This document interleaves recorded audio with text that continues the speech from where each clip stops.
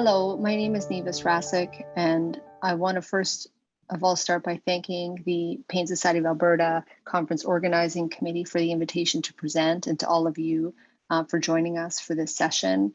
I also want to thank my co-presenters, Ms. Rosa Reyes and Dr. Jenny Yeo, on getting the ball rolling on such an important topic. And I'm going to shift gears a little bit and talk about persistent pain after surgery in children and how we can close this gap. These are the objectives that I'm going to be discussing during the next 20 minutes. Surgery is one of the most common causes of acute pain within the healthcare system. Acute pain, which is naturally expected after surgery, can unfortunately develop into chronic pain. And we know that there's an overlap between the factors that result in chronic pain after surgery in children and the factors that result in chronic pain not associated with surgery in children. Chronic pain has a high incidence and is a significant driver of healthcare utilization and cost, and it can elicit a significant burden on the healthcare resources and those individuals who are suffering with chronic pain. I'm just going to start with a bit of a definition about chronic post-surgical pain. This is the most widely accepted definition. And it's defined as pain that lasts greater than 3 months after surgery that is not otherwise associated with pre-existing problems or postoperative complications. And I just want to contrast that with acute and chronic pain. Acute pain is something that virtually every human on the planet has experienced. It's typically related to an inciting event, be that trauma or surgery or an underlying disease. And when that inciting event is eliminated, typically the pain goes away. Chronic pain, on the other hand, oftentimes whatever the inciting event was is now gone, but the pain persists. And so I guess the last question is, what about transitional pain? What is that? And I'm just going to go to my next slide here. This is an area that is of great interest to pain researchers and clinicians. And really what we're focused on here is what are the causes of about 1 in 5 adults and youth converting from acute pain and developing chronic pain. We know this is a complex process. It involves various factors. Definitely genetics and epigenetics plays a role. We know that psychological factors play in strongly here as well. Things like anxiety, depression, catastrophizing, for example. But we also know that the experience of acute pain for a child, especially if it's severe, can be a risk factor for development of chronic pain, and surgical factors, so type of surgery, is also a risk factor. And then obviously social factors, so the child's home environment and school environment can also play into the risk associated with this conversion. The group from Seattle Children's recently proposed a new conceptual model of biopsychosocial mechanisms for the transition from acute to chronic post-surgical pain. And as pain transitions from acute nociceptive pain to chronic pain, changes in the peripheral and central nervous system contribute to the chronification of pain after surgery. These changes include alterations in sensory pain processing and psychosocial processes which promote the development of chronic pain. This is really, I would say, a landmark study in the world of pediatric pain. It was published in 2017 by Jennifer Ravitz and Brittany Rosenblum and her team from Seattle. And it was a systematic review which looked specifically at the risk factors and predictors for chronic post-surgical pain in children. And they found that children who are having major surgery, so major spinal surgery, major general surgery, major orthopedic surgery, the prevalence of chronic post-surgical pain was actually 20%.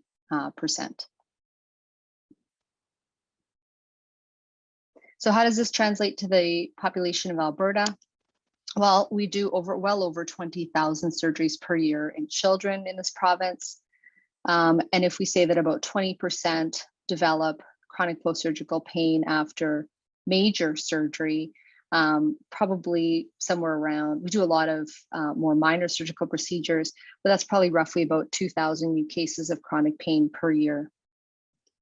The cost is significant. We don't have really great health economic data when it comes to this specific problem in children. But if we do look at American data, the cost is huge. What do we know about the risk factors that can predict the development of CPSP? The research is actually really quite good in this area.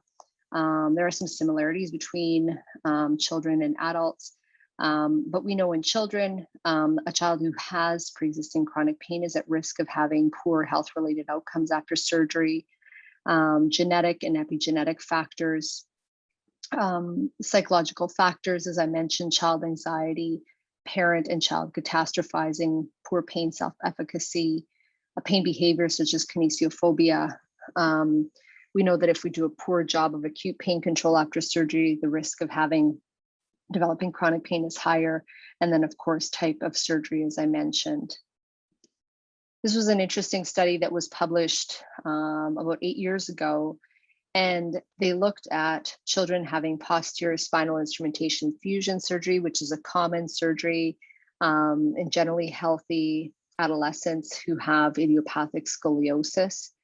And what they noted after following these children and youth out for 5 years is that there are different trajectories that children follow from a pain perspective. And really what we're interested in is these two groups here on the green line and the red line who did poorly from a pain perspective. This is the 5-year mark postoperatively. And as you can see here, one group is reporting high pain and another is reporting moderate to severe pain. And so trying to understand which kids are at risk of following this trajectory is important so that we can intervene earlier and prevent the development of chronic pain. What about opioids and surgery? Opioids are inextricably linked to surgery and chronic pain. Opioids can be effective short-term treatment for this pain as part of multimodal analgesia, but there is a large variability in opioid prescribing practices amongst practitioners as well as institutions. Opioid overprescribing post-surgery can lead to long-term opioid use, poor patient outcomes, and opioid diversion. So ultimately, opioids absolutely have their place in pain management, but it is a fine balance.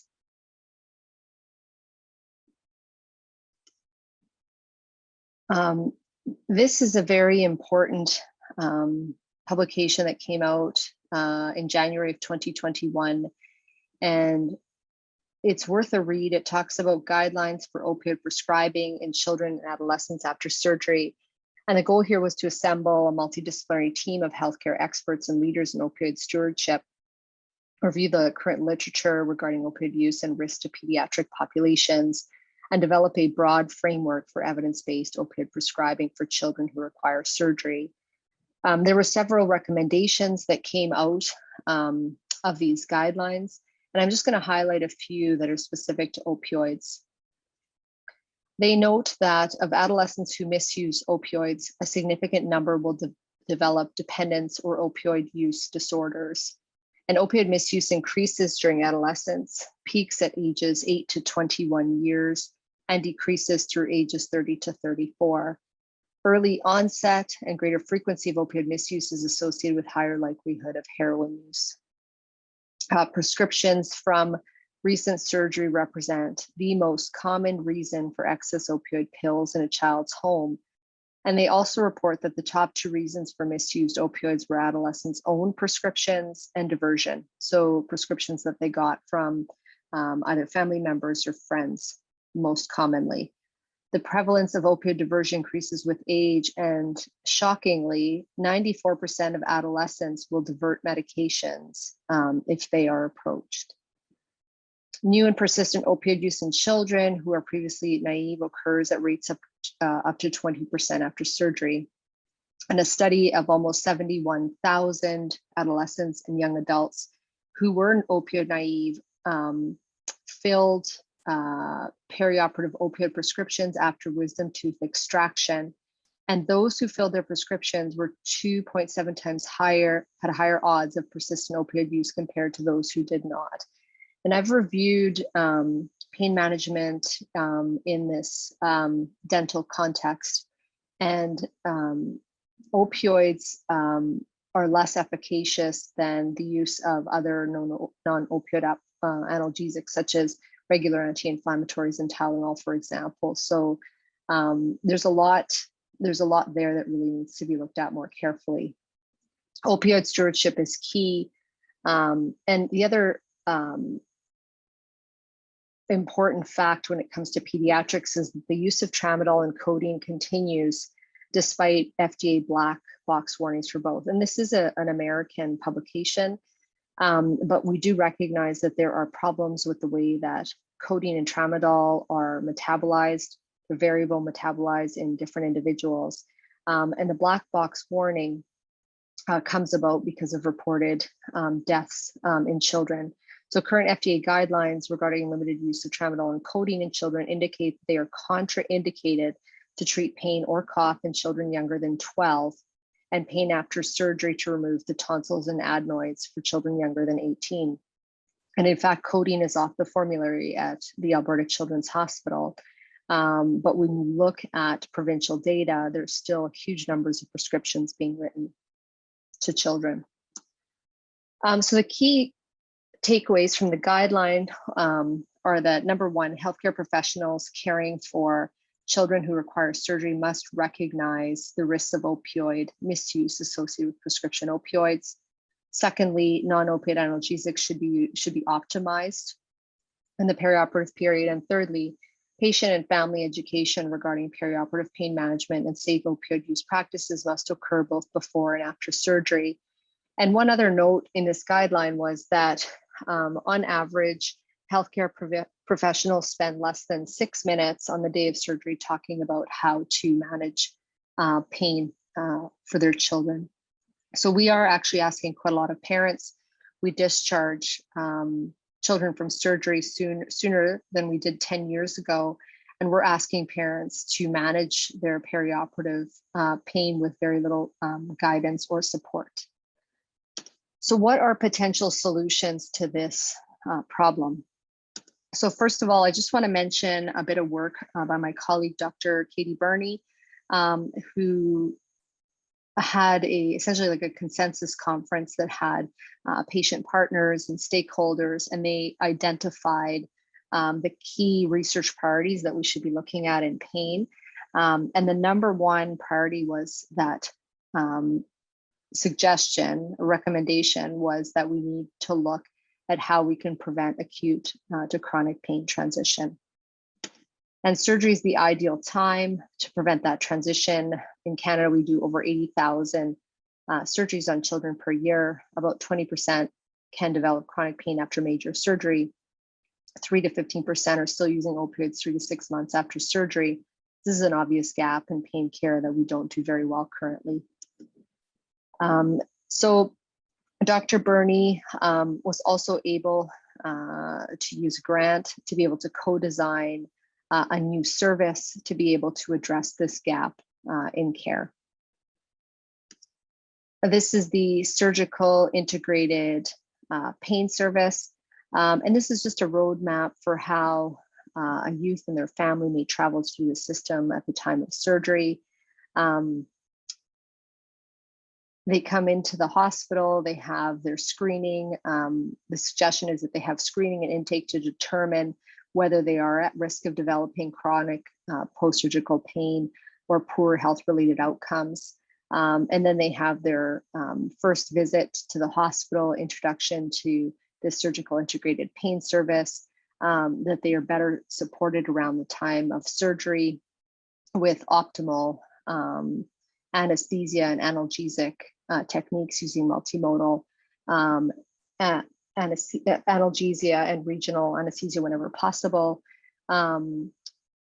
Their inpatient admission is mapped out, and then there's support for them after as they recover at home if there's any questions or concerns, or if clearly their trajectory is not optimal, they have someone to turn to. So that's really the conceptualization of a service that would fill this gap.